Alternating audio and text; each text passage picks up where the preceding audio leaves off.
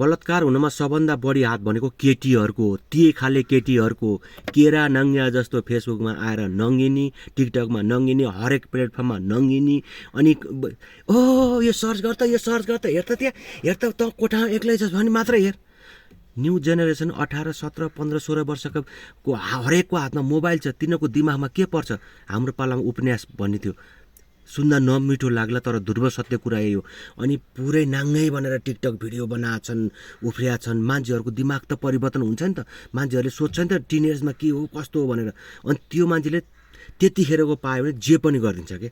त्यसैले कसैको हात छ भने हाम्रो देशमा चाहिँ सर्वप्रथम भनेको यो टिकटकमा कुनै पनि प्लेटफर्ममा आएर नङ्गिनी, लाजमर्दो, यी कुत्तिनी, यी बाख्रिनी, यी कोही पनि नभए बेसारा, यो 100जनाको औलाद, तिनले गर्दाखेरि म आज सबभन्दा बढी धेरै गरिबका छोराछोरी बलात्कृत हुन परेका, स्कुल जाँदै गर्दै गर्दा, पढ्न जाँदै गर्दा यिनीहरू बलात्कार भएको छन्। फेसबुकमा टिकटकमा आएर नङ्गिनी कोही बलात्कार भएको छन्, यिनले गर्दा सोझा साझा गरिबका छोराछोरी चाहिँ मर्न बाध्य भएको छ। त्यसैले म मेरो यस्तो एउटा कुरा छ होइन, कुनै पनि यस्ता चरित्रहीन यो बिना बाउको छोराछोरीले चाहिँ यस्तो टिकटक बनाएर र फेसबुकमा होस् चाहे जुनसुकै प्लेटफर्ममा हाल्छ भने जिन्दगीभर त्यसको अनुहार देखे मात्र पनि नखुलोस् के, अनुहार देखे पनि नखुलोस्। त्यसरी चाहिँ त्यसले पनि एउटा धेरै समाजमा चाहिँ नेगेटिभ पोजिटिभ भाइब आउँछ है मेरो विचारमा।